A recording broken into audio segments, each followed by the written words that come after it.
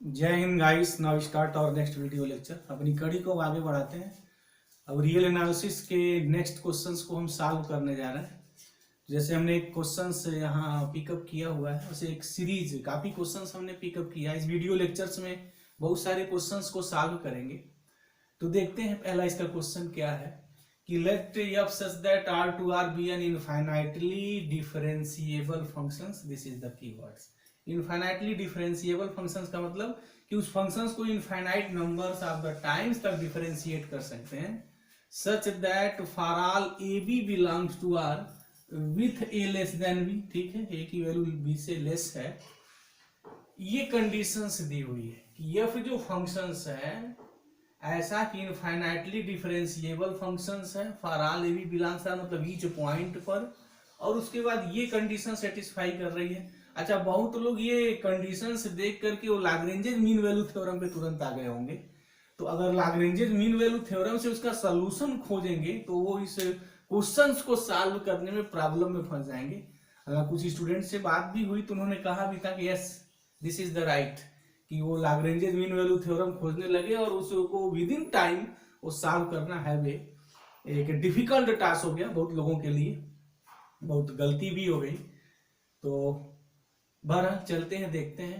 तो then F कह रहा है कि कैसा होगा अगर कोई फंक्शन इनफाइनाइटली डिफरेंशिएबल है, कंडीशंस है उसके साथ, तो क्या वो फंक्शंस पॉलिनोमियल होगा of degree less than or equal to 2। ये होगा कि यह वो पॉलिनोमियल होगा जिसकी डिग्री 2 है या 2 से कम है। F must be a polynomial of degree greater than 2। Just a के बी अपोजिट हो गया है कि मतलब 2 से बड़ा है, वहां 2 है या 2 से लेस है। सी में F is not a polynomial, कहा कि एफ जो है पॉलिनोमियल नहीं है। डी में कहा F must be a linear polynomial. ये बात आई है, यानी ए बी और डी जो है पॉलिनोमियल पे डिपेंड है और सी बिल्कुल हट के है कि पॉलिनोमियल नहीं है। तो ऐसे क्वेश्चंस के लिए बार बार कहते भी रहे, थ्योरी के दौरान भी हमने बात अक्सर उठाई है और कही भी है कि काउंटर एग्जाम्पल पता होना चाहिए। अगर आपको काउंटर एग्जाम्पल पता है ना तो ऐसे क्वेश्चनों को आप विद इन मिनट सॉल्व कर सकते हैं। ऐसे क्वेश्चनों में कोई बहुत दम नहीं है। जैसे कि अगर मैं एक यहाँ फंक्शन कंसीडर कर लूं taking f of x is equal to lambda, where lambda be any fixed real number, कोई भी, मतलब this is a constant function. कहने का हमारा मतलब है हमने कोई कांस्टेंट फंक्शन चॉइस कर लिया। तो देखा जाए such that R to R है, इसका डोमेन आर है, पहली बात क्लियर हो गई। दूसरी, इनफाइनाइट टाइम इसको डिफरेंशिएट कर सकते हैं, वो भी है। For all a b belongs R, real number की ईच पॉइंट फंक्शन डिफरेंशिएबल है और infinite number of the times तक डिफरेंशिएबल है। उसके साथ ये भी कंडीशन इसकी सेटिस्फाई है। देख लीजिए, f of b minus f of a upon B minus A is equal to f dash a plus b by 2 है या नहीं। अगर मैं यहां से एफ डैश निकालूं, डिफरेंशिएट करूं, तो सबको पता है कांस्टेंट फंक्शन का डिफरेंशिएशन 0 होता है। तो this implies f dash a plus b by 2 पर जो वैल्यू होगी इसकी 0 होगी। तो चलते हैं, वैल्यू सब्स्टिट्यूट कर दीजिए। यहाँ f of x is equal to lambda है तो एफ ऑफ बी लैम्डा होगा minus lambda upon b minus A is equal to this value is 0। तो lambda minus lambda 0 upon B minus a, और b is equal to ये नहीं है, कहा है A less than B. Already IIT JAM वालों ने मेंशन कर दिया है, तो वो प्रॉब्लम भी नहीं है 0 होने की। तो 0 upon B minus A is equal to 0 होगा कैस, तो 0 upon B minus A definitely 0, 0 is equal to 0। तो दिस इज सेटिस्फाई, यानी ये जो फंक्शन है हमारा satisfy all conditions given in the question. ये अब हम यहाँ प्रॉपर प्रूफ नहीं करने जा रहे हैं, काउंटर एग्जाम्पल से जो इसका लूप होल है इस टाइप के जो हमारे एग्जाम होते हैं कि हम ऑप्शंस को एलिमिनेट कर देते हैं। मुझे नहीं पता कि ऑप्शन सही 100%, बट ये पक्का पता है कि ये ऑप्शन गलत है। तो हमें तो गलत और सही का ही है ये फैसला करना है। तो देख लीजिए, तो ये कैसा फंक्शन है, this is a constant function. अब ऑप्शन पे आ जाइए, तो कह रहा है कि वो जो फंक्शन होगा कैसा होगा, डी कहाँ है, F must be a linear polynomial, नहीं ये लीनियर पॉलिनोमियल नहीं है, this is a constant function. तो डी कैंसिल हो गया। अच्छा, F is not a polynomial, ये कंडीशन सेटिस्फाई कर रहे थे, this is a polynomial. F of x constant function polynomial होता है और इसकी डिग्री 0 होती है, यस डिग्री जो होगी 0 होगी। This is a constant function and every constant function having degree 0। तो कह रहा है कि वो पॉलिनोमियल नहीं है, नहीं तो पॉलिनोमियल है, तो फिर ये कैंसिल हो गया। बी क्या है, F must be a polynomial of degree greater than 2, नहीं इसकी डिग्री ग्रेटर देन 2 नहीं है, इसकी डिग्री 0 है। तो फिर ये भी इल्यूमिनेट हो गया, तो डी से भी इल्यूमिनेट हो गया है, तो पक्का ये सही होगा।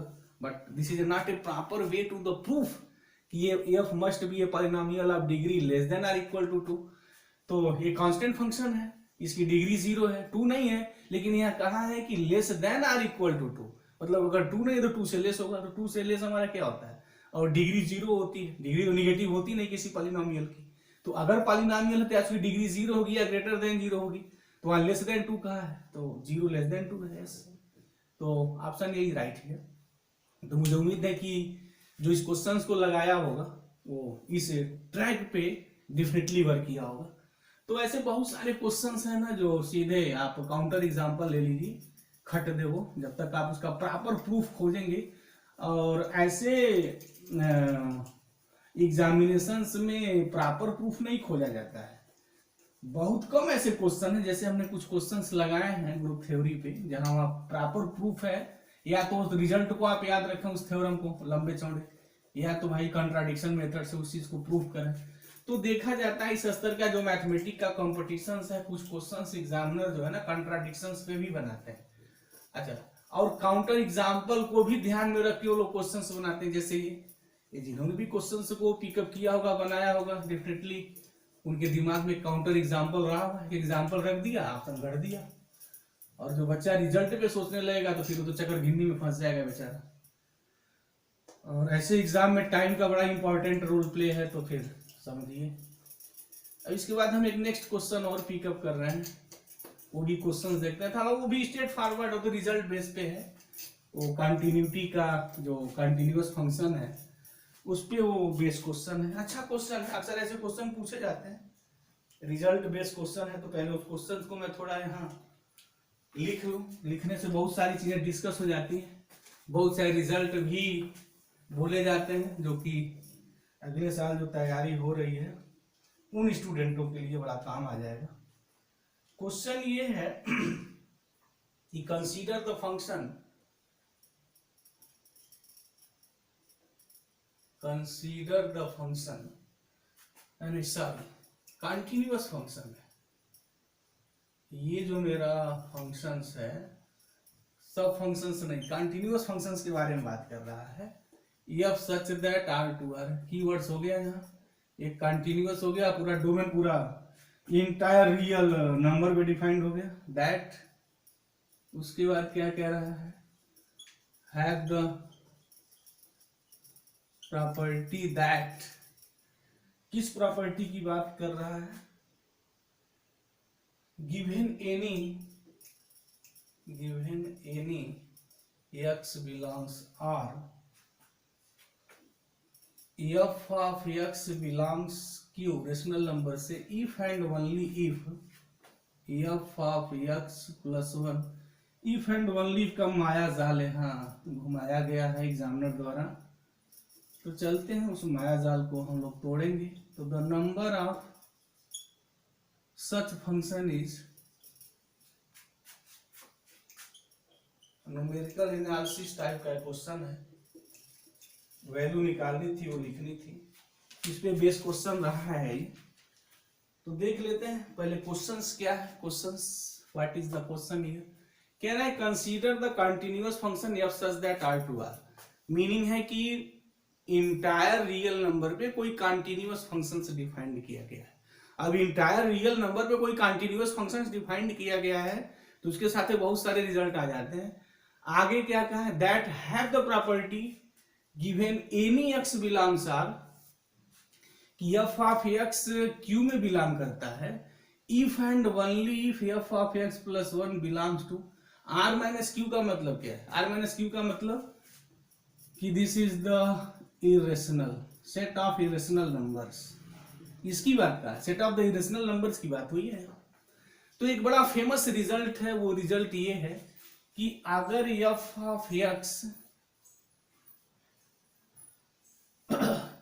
For any x belongs R, f of x rational पे मिल रहा है, फॉर अवर फंक्शंस कंटीन्यूअस है, तो फिर वो एफ ऑफ एक्स जो होगा वो हमारा इरेशनल पर भी वही नंबर गिवन करता है। This is the famous result of the real analysis. Meaning कि अगर कोई फंक्शंस कंटिन्यूअस है और फॉर एनी एक्स बिलोंग्स, यह वर्ड्स है keyword, this is the keywords here, for any x belongs to R, f of x is equal to Q से belong करता है।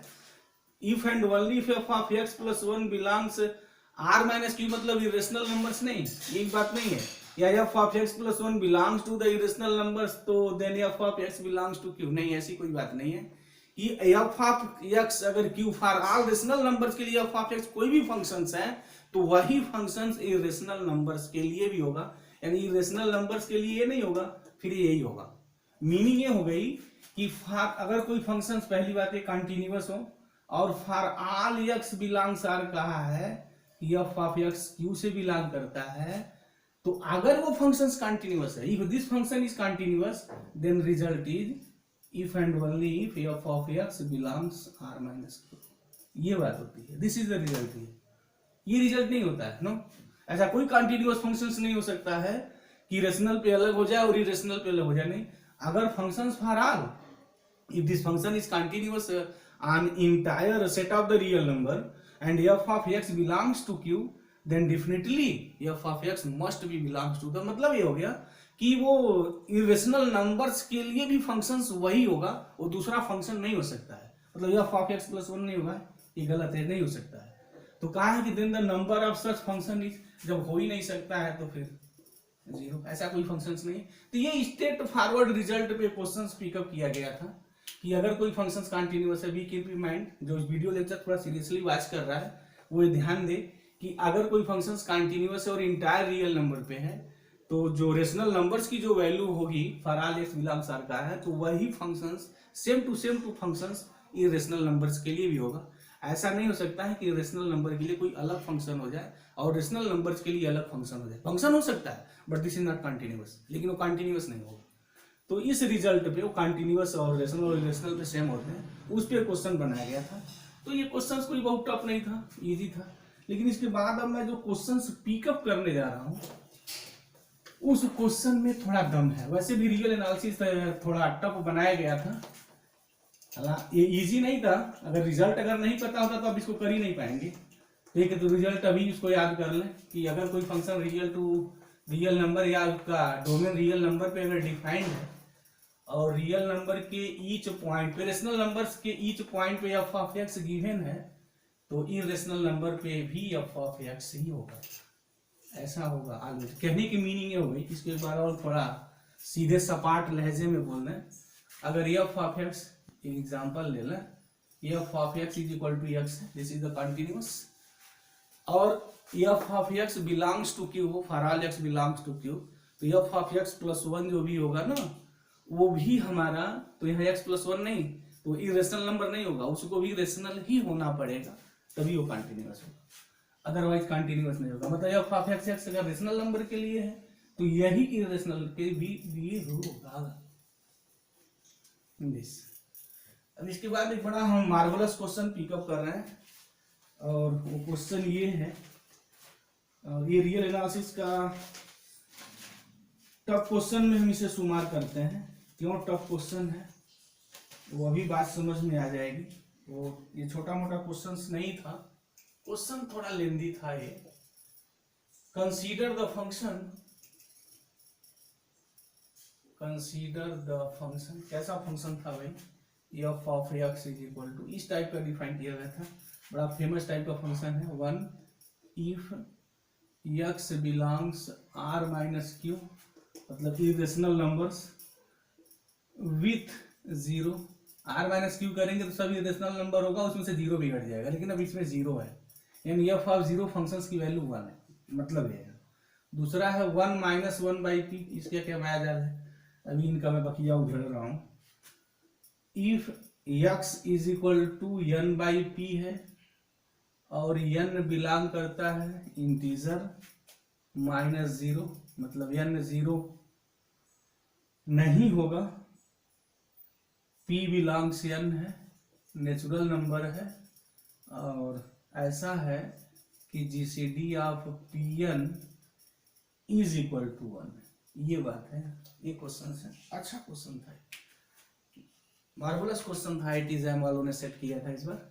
और ये इजी क्वेश्चन नहीं है, यूं चुटकी बजाते जैसे हमने क्वेश्चन 2-3 क्वेश्चन जो भी पिकअप किया, लगाया, देखा वहां, वो क्वेश्चंस कितने इजी वे में टैकल हो रहे थे, उतना वो इजी वे में टैकल नहीं होगा। तो बहरहाल इसका थोड़ा ऑप्शन तो मैं लिख दूं कि ऑप्शन क्या कहा गया है, बिना ऑप्शन की चीजें तो अधूरी हो जाएंगी। देन अब ऑप्शन पे क्या गेम खेला गया है, देन ए कहा गया है कि all x belongs q minus zero, meaning है कि सारे रेशनल नंबर जहां जीरो नहीं है are strict local minima for f है, ये बात है। बी जो ऑप्शन है वो ये है, एफ इज कंटिन्यूअस, ये कंटिन्यूअस है at all x belongs to Q, मतलब सारे रेशनल नंबर पे कंटिन्यूअस है। और जो सी ऑप्शन है वो ये कहा है कि एफ इज नॉट, ये कंटिन्यूअस नहीं है फॉर ऑल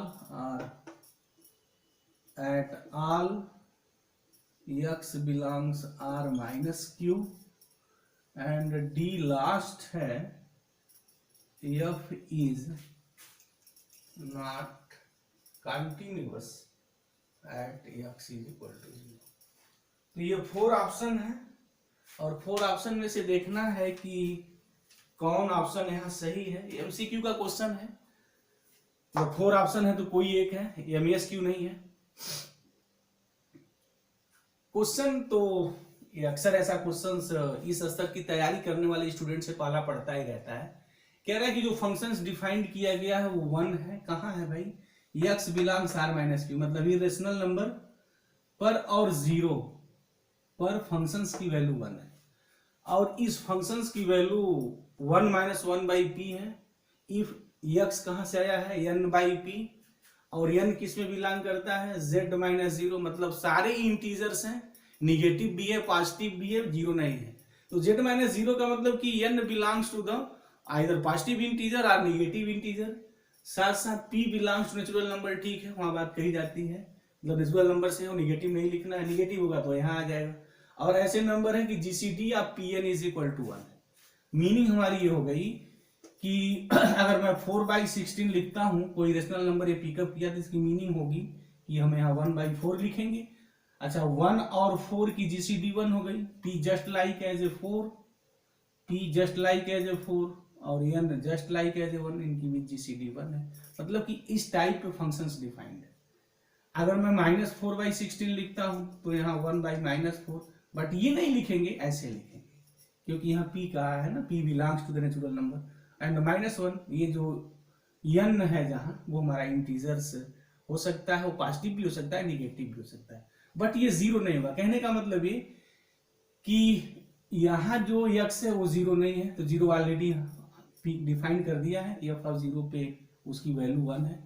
अब ये देखना है कि ये फंक्शंस कैसा बिहेवियर रख रहा है। कंटिन्यूटी पर क्वेश्चंस को उठाया गया है कि वो कहाँ कहाँ कंटिन्यूअस है, कहाँ कंटिन्यूअस नहीं है। तो चलते हैं हम लोग बारी बारी से इस क्वेश्चंस की एनालिसिस करेंगे, क्योंकि ये टफ क्वेश्चन में था, और ऐसे क्वेश्चंस हमेशा पूछे जाते रहे हैं, चाहे आईटी का हो, नेट का हो, गेट का हो, क्वेश्चंस हमेशा ऐसे बनते रहे हैं। तो इस क्वेश्चंस को सॉल्व करने का मेथड क्या है, तरीका क्या है, उस चीज को मैं यहाँ डेवलप करना। तो पहले हम यहाँ डी ऑप्शंस पे आते हैं। क्या फंक्शन जो है वो x इज इक्वल टू 0 पे कंटिन्यूअस है या नहीं। तो कंटिन्यूटी की सीधी सपाट डिफिनीशन यही होती है कि x is equal to a पर फंक्शन कंटिन्यूअस होगा if f of a is equal to limit h tends to 0, f of a plus h is equal to limit, मतलब लेफ्ट लिमिट और राइट लिमिट जो है same होनी चाहिए। तो 0 पे देखते हैं, तो पहले 0 पे फंक्शंस की वैल्यू निकाल लिया जाए। f ऑफ 0 क्या गिवन है कि x जब 0 है तो फंक्शंस की वैल्यू 1 है। तो अगर लेफ्ट लिमिट और राइट लिमिट दोनों 1 हो गई तो फंक्शन कंटिन्यूअस हो जाएगा। अब ये कहा है कि कंटिन्यूअस नहीं, चलते हैं देख लेते हैं। तो यानी f ऑफ 0 प्लस 0, मतलब हम right limit x is equal to 0 पे निकालने जा रहे हैं। तो बेसिक से चलते हैं, h tends to 0, f of 0 plus h, अच्छा, f of zero plus h का मतलब होता है कि राइट ऑफ द जीरो, यहाँ जो एच टेंडिंग टू जीरो लिखे हैं ना वो एच ग्रेटर देन जीरो होता है। Always keep in mind here and H is this very very small number, जितना आप स्मॉल नंबर ले सकते हैं। ये जीरो प्लस एच का महिमा क्या है? What is the zero plus H? Zero plus h का मतलब यहाँ होता है, this concept always keep in mind कि नेबरहुड ऑफ द एच, और नेबरहुड ऑफ द एच मतलब एच ग्रेटर देन जीरो। तो एच के जो नेबरहुड बनेगा उसके नेबरहुड में, यानी एक बड़ा फेमस रिजल्ट है कि किसी पॉइंट के नेबरहुड में infinite number of the irrational and infinite number of the irrational numbers दोनों होते हैं। कोई भी नंबर है और उसका आप नेबरहुड बना रहे हैं, मतलब नेबरहुड का मतलब है जितना आप पड़ोसी कम से कम आप, जैसे कहने का हमारा मतलब है जैसे 1 का आप पड़ोसी बना रहे हैं तो ये 1 माइनस एप्सिलॉन और 1 प्लस एप्सिलॉन ये हो गया। इसको हम लोग एप्सिलॉन नेबरहुड आप 1 भी बोलते हैं, और एप्सिलॉन ग्रेटर देन जीरो। जितना एप्सिलॉन छोटा छोटा लिखेंगे उतने आप 1 के करीब रहेंगे। तो ये जो नंबर होगा for every epsilon greater than zero, this interval contains infinite number of the rational numbers as well as infinite number of the irrational number. इसीलिए कहा जाता है कि ईच पॉइंट का जो नेबरहुड होता है वो इरेशनल और रेशनल दोनों कंटेन करता है। तो अब इसी कंसेप्ट को हम यहाँ अप्लाई करेंगे। Zero plus h, h tending to zero है। अगर एच हमारा यहाँ दोनों बात होगी ना, जीरो प्लस एच रेशनल भी हो सकता है इरेशनल भी हो सकता है। अगर एच इरेशनल हुआ तो zero plus H is irrational, अगर ये रेशनल हुआ तो zero plus H is what? Rational. तो अगर ये इरेशनल है, क्योंकि दोनों बात हो सकती है, मतलब जीरो प्लस एच ये जो होगा नेबरहुड हमारा रेशनल भी कंटेन करेगा और इरेशनल। तो जब भी ऐसा क्वेश्चन हो तो इस ट्रिक को, इस मेथड को आप ध्यान में रखें, तो आप कहीं फंसेंगे नहीं। तो अगर इरेशनल है तो फिर क्या होगा? Limit h tends to zero f of h. अब यहाँ आया कि अगर इरेशनल है तो उसकी वैल्यू 1 है, meaning f of h is equal to, in that case is equal to 1। तो मीनिंग क्या हो जाएगी? Limit h tends to zero, ये 1 हो गया, 1 हो गया, हो गई बात है। यानी जो लेफ्ट लिमिट है हमारे, सॉरी जो राइट लिमिट है वो वैल्यू 1 होगी अगर हमारा एच इरेशनल है। अगर रेशनल हुआ तो क्या होगा? If H is the rational here, तो फिर निकालते हैं limit h tends to zero f of zero plus h. Rational है तो एच इज इक्वल टू हम 1/10 raise to the power n ले रहे हैं। एच टेंड्स टू जीरो है तो मीनिंग यहाँ n टेंड्स टू इन्फिनिटी होगा। बस सीधी सी बात हो गई। कोई भी मन कंसिडर कर ली कि this h is equal to 1/10 raise to the power n। कोई student 2 raise to the power n ले सकता है, कोई 3 raise to the power n ले सकता है, लेकिन वो माइनस नहीं लिखेगा क्योंकि h ग्रेटर देन जीरो होता है। Be concept keep in mind here. h is equal to 1/10 raise to the power n लिख दें। अब n जितना बड़ा से बड़ा आप करेंगे ना, अगर n इनफाइनाइट की ओर टेंड करते हैं तो वो जो h टेंडिंग टू जीरो है पूरे कंसेप्ट को यहाँ ला देता है। तो ये मेरी वैल्यू हो जाएगी limit h tends to zero f of zero plus h को मैं h को लिख सकता हूँ 1/f of 10 raise to the power n। तो this is the rational number. अच्छा, अगर रेशनल नंबर है इस फॉर्म का तो यहाँ n मेरा क्या है? दिस, यहाँ n का मतलब n मत समझ लीजिएगा, चलिए हम m लिख दे रहे हैं, कंफ्यूजन ना हो लिसनर को। This is the m tending to infinity. तो अब यहाँ मेरा m tends to infinity, this यहाँ मेरा m हो गया ये। अब आ जाइए, क्या है भाई? 1/10 raise to the power m tending to infinity. तो इसकी वैल्यू कितनी आएगी? 1 माइनस, अच्छा इनके और इनके बीच जीसीडी हमेशा जो होगी 1 होगी। m की कोई भी वैल्यू मैं लिखूं तो फिर कितना आएगा? x is equal to n by p के फॉर्म का है, n 1 है and p 10 raise to the power m है। तो क्या हो जाएगा? 1/1 माइनस 10 दिस। अगर मैं इसकी वैल्यू निकालूं तो 1 माइनस 0, दिस इज द 1। हो गई मेरी बात।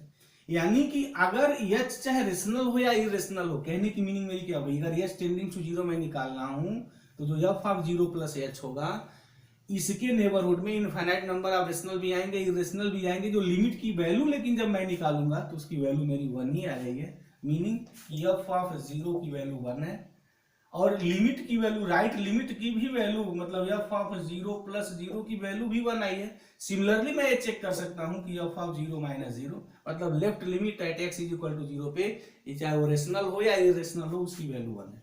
मीनिंग की function is continuous at x is equal to 0। तो यहाँ पे कहा है कि नॉट कंटिन्यूअस, तो नॉट कंटिन्यूअस नहीं है।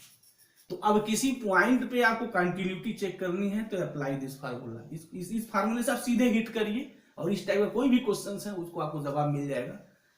आप सीधे ऐसे अप्लाई करिए। जैसे देखिए अभी ये क्वेश्चन मैं और पिकअप कर ले रहा हूँ ताकि आपको लगाने में आसानी हो। जब भी ऐसा कोई क्वेश्चन आए ना तो आप लगा लें, कोई प्रॉब्लम ना हो।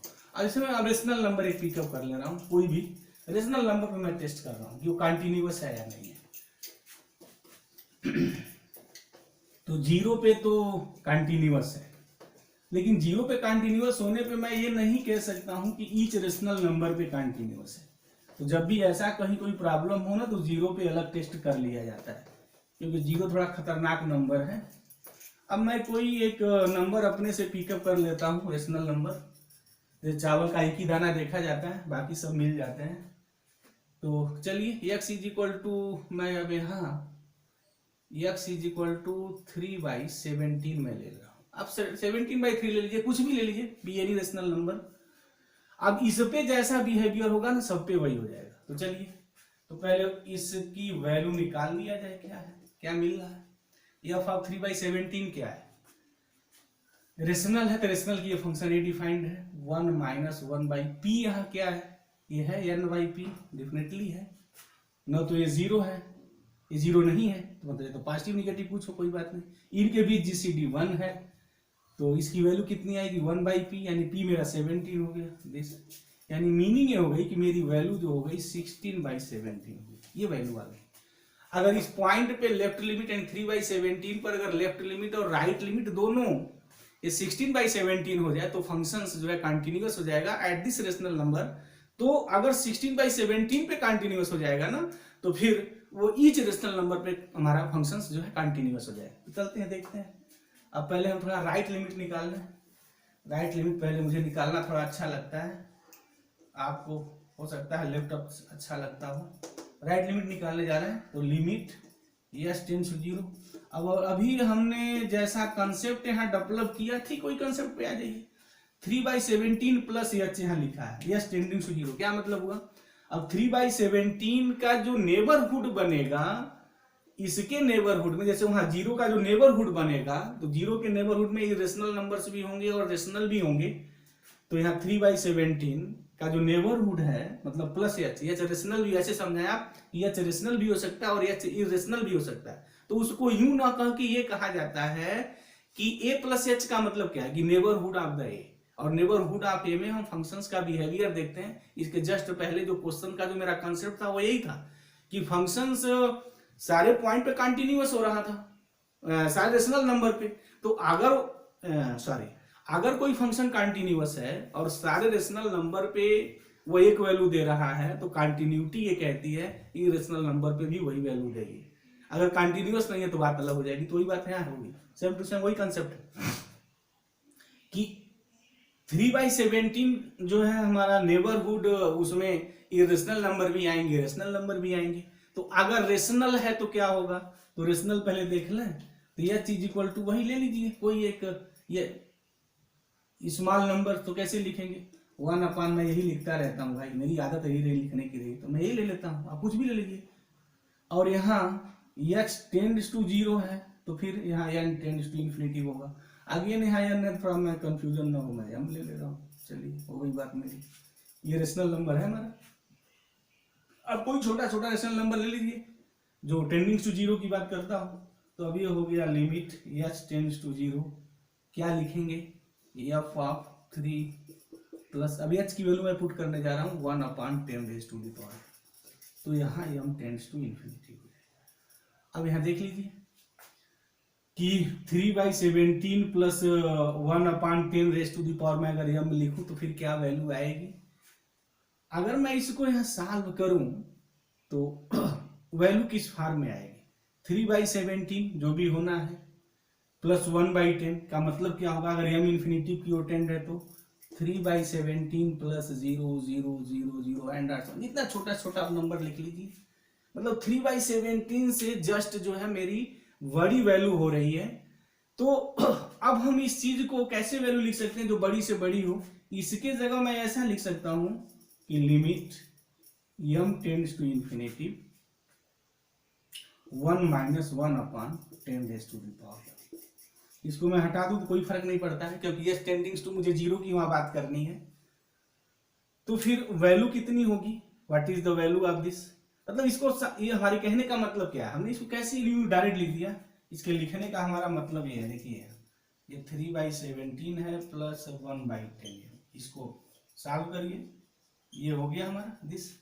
ये 10⁻³ प्लस 10⁻m कैंसिल, ये हो गया 17 हमारा दिस। अच्छा, आप यहाँ x = n/p के फॉर्म का है वो, और n और p के बीच जीसीडी जो 1 है, मतलब यहाँ जो नीचे है वही लिखा जाता है। तो उस आप चाहे तो और भी होगा, बट वो ये फॉर्म हमेशा आएगा दिस। इसका इंपॉर्टेंस हम यहाँ समझने की जरूरत है दिस 10⁻m यहाँ जो लिखा गया है वो। तो अगर 10⁻m है तो अगर m इंफिनिटी की ओर मैं टेंड कर दूं तो इसकी वैल्यू 1 आ जाएगी।